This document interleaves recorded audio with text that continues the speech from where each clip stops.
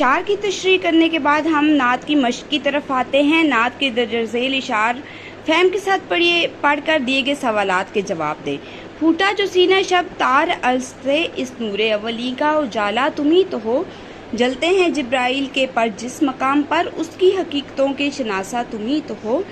سب کچھ تمہارے واسطے پیدا کیا گیا، سب غایتوں کی غایت اولا تم ہی تو ہو۔ تو نور اولی کا مفہوم بیان کریں۔ سوال نمبر 1 کیا ہے؟ نور اولی کا مفہوم بیان۔ نور اولی سے مراد ہے کہ آپ صلی اللہ علیہ وسلم کا نور سب سے پہلے پیدا ہوا۔ اس سے مراد یہ ہے کہ آپ صلی اللہ علیہ وسلم ہی وجہ تخلیق کائنات ہے۔ پیارے نبی کریم صلی اللہ علیہ وسلم فرماتے ہیں کہ اگر میرے نور کو پیدا کرنا مقصود نہ ہوتا تو دنیا بھی پیدا نہ ہوتی۔ اب ہم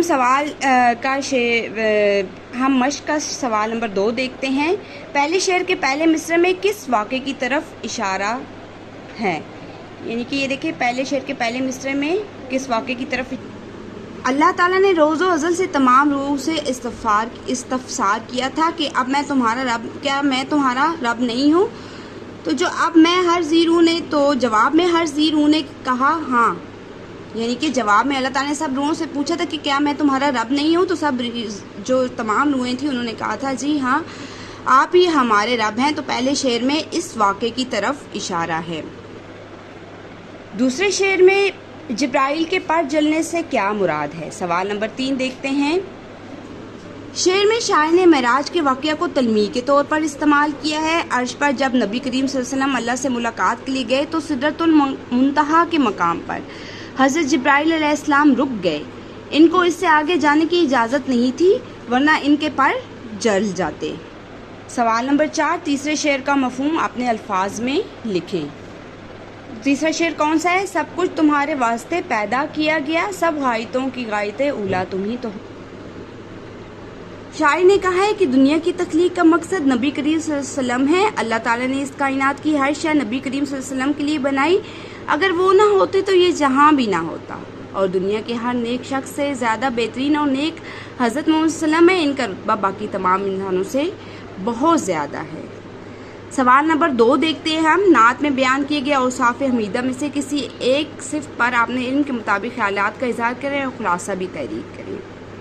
تو ہم دیکھتے ہیں مولانا ظفر علی خان کے اس نعت کے ہر شعر میں نبی کریم صلی اللہ علیہ وسلم سے عقیدت اور محبت کا اظہار ملتا ہے۔ اس نعت میں شاعر کہتے ہیں کہ آپ صلی اللہ علیہ وسلم نور کی وہ روشنی ہے جس نے آپ نے دور تاریکی کو دور کیا۔ آپ صلی اللہ علیہ وسلم رحیم و کریم ہیں، مشکل میں مدد کرنے والے ہیں۔ آپ صلی اللہ علیہ وسلم نے گرتے ہوں کو تھاما ہے۔ آپ صلی اللہ علیہ وسلم کو اللہ نے دونوں جہانوں کے لیے رحمت للعالمین بنا کر بھیجا ہے۔ آپ صلی اللہ علیہ وسلم جیسا نبی نہ اس دنیا میں آیا ہے نہ قیامت تک آئے گا۔ دنیا و آخرت میں گناہ گاروں، خطا کاروں اور مصیبت میں آلودہ لوگوں کے لیے صرف آپ صلی اللہ علیہ وسلم ہی کی ذات اقدس وسیلہ ہے۔ یہ جہاں، یہ کون و مکان آپ صلی اللہ علیہ وسلم کے لیے ہیں، وہ ہی اس دو جہاں کے تاجدار ہیں۔